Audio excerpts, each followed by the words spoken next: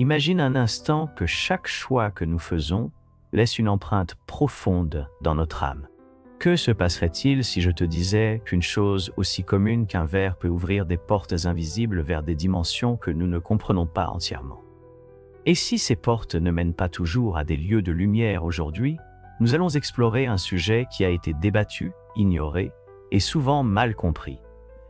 Les conséquences spirituelles de la consommation d'alcool, connue par beaucoup dans sa racine étymologique, alcool. Je te promets qu'à la fin de cette vidéo, tu auras une perspective complètement différente sur cette pratique et surtout, tu comprendras la vérité la plus puissante de toutes. Une vérité qui pourrait transformer ta manière de voir ta connexion avec l'univers, toi-même. Reste jusqu'à la fin, car ce que nous sommes sur le point de découvrir ne remettra pas seulement en question tes croyances, mais illuminera également des aspects cachés qui existent depuis les débuts de l'humanité. Depuis le commencement des temps, les civilisations ont utilisé des substances pour altérer leur état de conscience. Le vin sacré des cérémonies grecques, le soma de l'Inde ancienne, ou les boissons spiritueuses utilisées dans les rituels chamaniques. Mais qu'est-ce qui rend l'alcool si unique et en même temps si dangereux? Pour comprendre cela, nous devons commencer par son origine étymologique et symbolique. Le mot « alcool » vient de l'arabe « alcool », qui se réfère à l'origine à une poudre fine utilisée pour embellir les yeux, mais qui avait aussi des connotations liées à l'extraction de l'essence. En termes alchimiques, alcool symbolisait un processus de distillation pour obtenir l'esprit d'une substance. Cela nous mène à une vérité troublante. L'alcool n'est pas seulement une substance physique, c'est un pont vers le spirituel, un catalyseur qui peut ouvrir l'âme à des influences externes.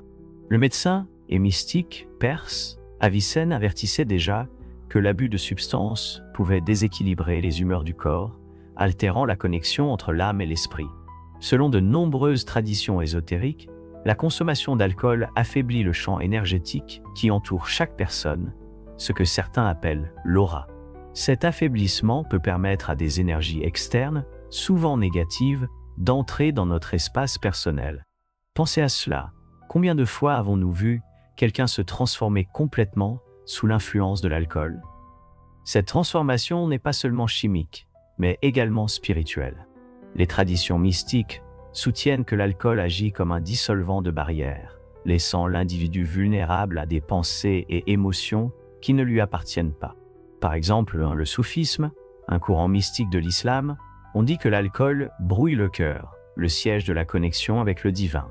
Pour eux, le véritable extase et la communion avec le transcendant ne nécessitent pas de stimulants externes, car ils proviennent de la pureté intérieure. Cette idée se retrouve également dans le bouddhisme, où le 5e précepte avertit contre l'intoxication, non seulement en raison de ses effets physiques, mais parce qu'elle obscurcit le discernement spirituel. Réfléchissons maintenant. Que se passe-t-il lorsqu'une personne consomme de l'alcool régulièrement? Selon l'érudit Rudolf Steiner, fondateur de l'anthroposophie, la consommation régulière d'alcool peut atrophier les sens spirituels, séparant l'individu de sa capacité innée à percevoir la vérité universelle.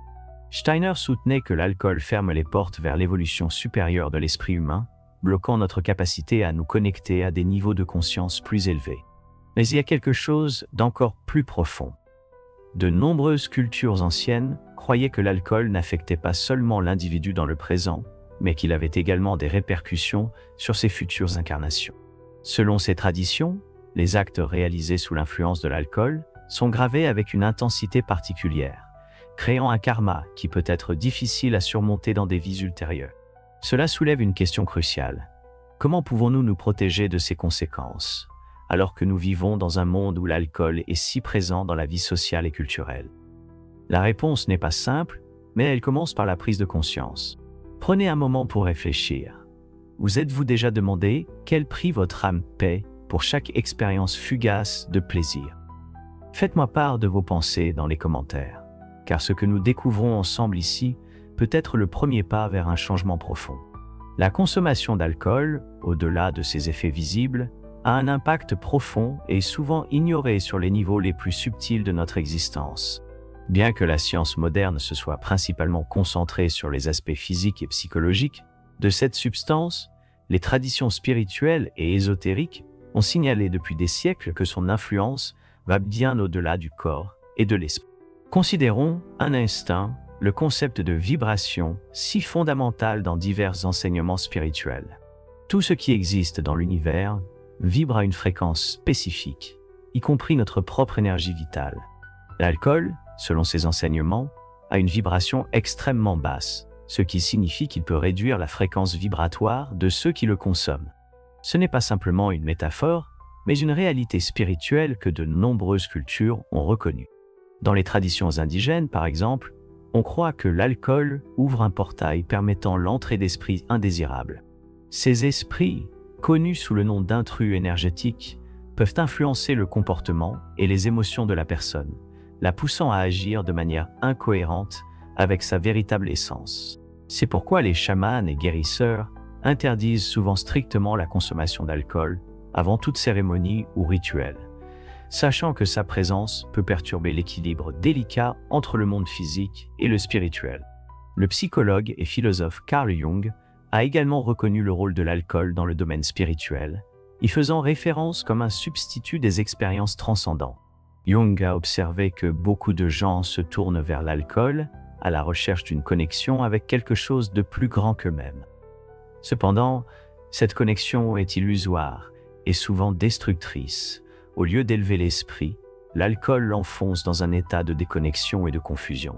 Cela nous amène à réfléchir sur l'impact de l'alcool sur la conscience. Lorsqu'une personne est sous son influence, sa capacité à discerner entre le bien et le mal est altérée. Les décisions prises dans cet état sont souvent motivées par des désirs égoïstes ou des émotions incontrôlées, ce qui peut entraîner des conséquences affectant non seulement la vie présente, mais aussi le développement spirituel à long terme.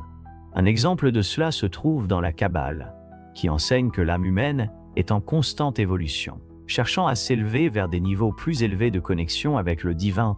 Cependant, la consommation de substances comme l'alcool peut bloquer ce processus, piégeant l'âme dans des cycles répétitifs de souffrance et de déconnexion. Selon cette tradition, chaque acte impulsé par l'alcool crée une ombre sur l'âme, une marque qui doit être purifiée par un effort conscient et un profond repentir. Réfléchissons maintenant à la manière dont la consommation d'alcool affecte nos relations. Sous son influence, les mots et les actions peuvent devenir blessants, impulsifs et souvent irréversibles. Cela nuit non seulement à nos liens avec les autres, mais crée aussi une séparation intérieure, un conflit entre qui nous sommes vraiment et qui nous devenons sous l'emprise de cette substance.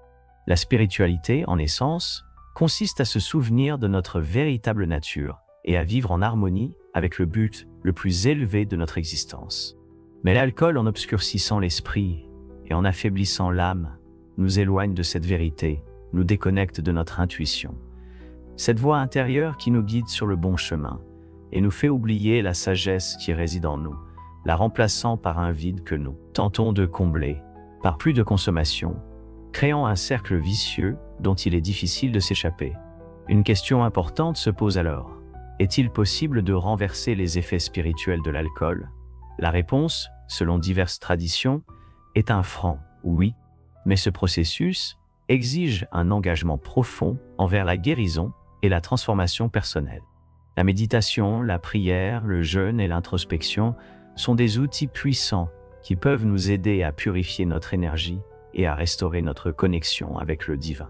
Pour ceux qui cherchent un chemin de rédemption, il est également fondamental de pratiquer le pardon, tant envers soi-même qu'envers les autres. Reconnaître les erreurs commises sous l'influence de l'alcool et chercher à les réparer est une étape essentielle dans le processus de guérison. De plus, s'entourer de personnes et d'environnements qui soutiennent ce voyage spirituel peut faire une grande différence dans la capacité à surmonter les conséquences du passé. En réfléchissant à ce que nous avons partagé jusqu'à présent, je t'invite à considérer cette pensée. Chaque choix que nous faisons, si petit soit-il, a le pouvoir de nous rapprocher ou de nous éloigner de notre essence la plus pure. Quel chemin choisiras-tu à partir de maintenant? Le chemin vers la libération spirituelle et la réconciliation avec notre essence la plus pure exige une compréhension approfondie des choix que nous faisons chaque jour. L'alcool, comme nous l'avons exploré, n'impacte pas seulement notre corps et notre esprit, mais aussi notre âme et notre connexion avec l'univers. Pour mieux comprendre cet impact, il est essentiel de plonger dans la manière dont les énergies subtiles qui nous entourent interagissent avec cette substance et comment nous pouvons nous protéger de ses effets. Dans de nombreuses traditions spirituelles, il est enseigné que le corps humain est un temple sacré.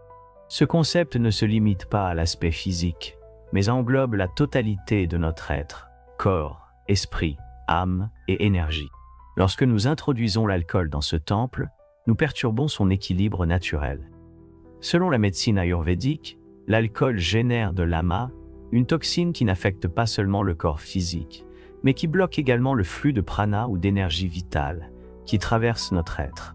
Ce blocage peut se manifester par une déconnexion de notre intuition, des difficultés à méditer ou même une perte de sens. Les érudits de l'ésotérisme ont souligné que la consommation d'alcool affecte particulièrement le chakra du plexus solaire, le centre énergétique associé à la volonté, au pouvoir personnel et à l'identité. Lorsque ce chakra est déséquilibré, il est courant d'expérimenter de l'insécurité, un manque de contrôle personnel et une vulnérabilité aux influences extérieures. C'est ici que le concept d'entité énergétique entre en jeu. Selon ces enseignements, l'alcool peut affaiblir notre protection énergétique naturelle, laissant notre champ aurique exposé à des énergies négatives ou même à des entités qui se nourrissent de notre vitalité. Un exemple de cette croyance se trouve chez les peuples autochtones d'Amérique du Nord, qui appelaient l'alcool. Pour eux, cette substance avait le pouvoir de consumer non seulement le corps, mais aussi l'esprit. Pour cette raison, de nombreuses tribus interdisaient son usage, comprenant que le prix spirituel était trop élevé. Dans leurs cérémonies, la connexion avec les ancêtres et le grand esprit nécessitait un esprit clair et un cœur pur, condition que l'alcool ne pouvait garantir. Mais tout n'est pas perdu pour ceux qui sont tombés sous l'influence de cette substance. La récupération spirituelle est possible, et de nombreuses traditions offrent des chemins clairs vers la guérison. Dans le christianisme, par exemple, on parle de la renaissance de l'esprit à travers le repentir et la foi. Cette renaissance n'est pas seulement un acte de volonté, mais un processus profond qui implique de libérer les fardeaux du passé et de réorienter sa vie vers une connexion plus élevée avec le divin. Dans l'hindouisme, le mantra et la méditation sont des outils puissants pour purifier l'esprit et l'âme des impressions négatives laissées par l'alcool.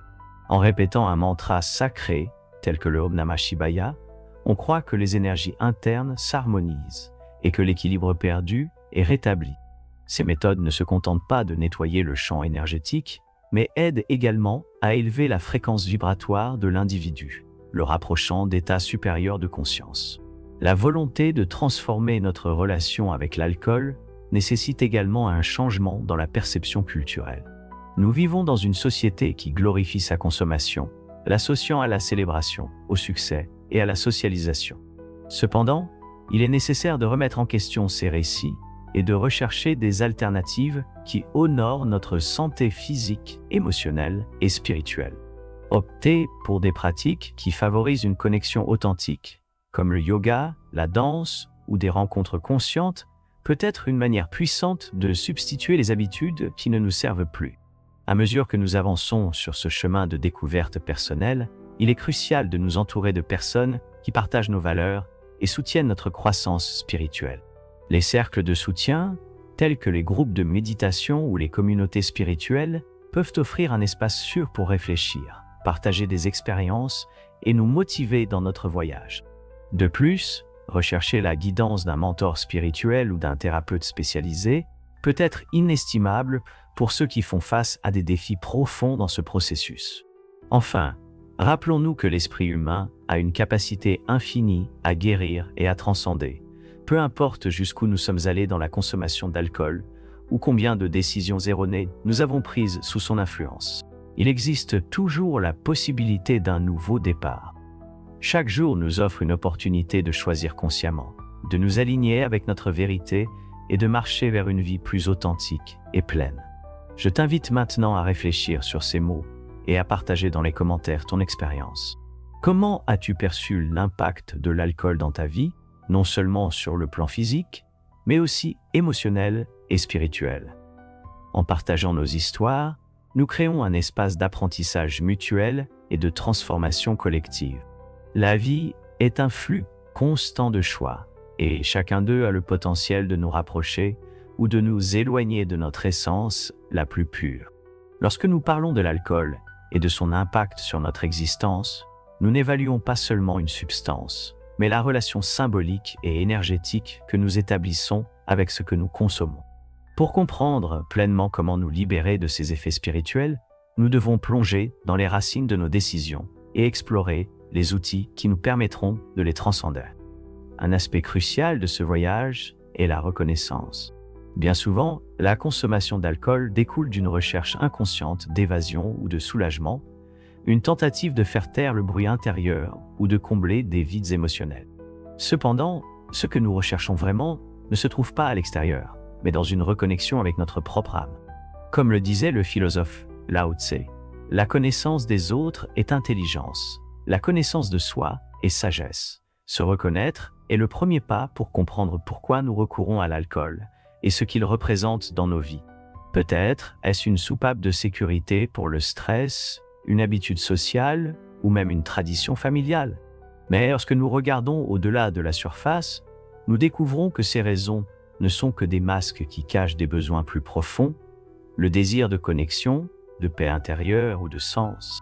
La véritable libération commence lorsque nous choisissons de faire face à ces besoins depuis un endroit d'authenticité. Cela implique du courage, car cela signifie regarder nos blessures en face et nous permettre de les ressentir sans anesthésie. Cela implique aussi d'accepter que nous sommes responsables de nos choix et que, bien que le chemin vers la transformation puisse être difficile, il est aussi profondément gratifiant. Au fil de l'histoire, de grands maîtres spirituels ont offert des outils pour nous aider dans ce processus de connaissance de soi et de guérison. L'une des plus puissantes est la méditation, une pratique qui nous invite à être présents avec ce qui est, sans jugement ni résistance. À travers la méditation, nous pouvons observer nos émotions et nos pensées avec clarté, identifiant les schémas qui nous empêchent de sortir de cycles destructeurs. Un autre outil fondamental est le pouvoir de l'intention.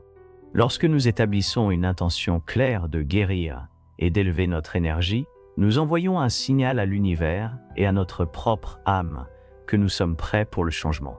Cette intention peut s'exprimer à travers des affirmations quotidiennes telles que « Je choisis de prendre soin de mon corps et de mon esprit » ou « Je me libère de ce qui ne me sert plus ».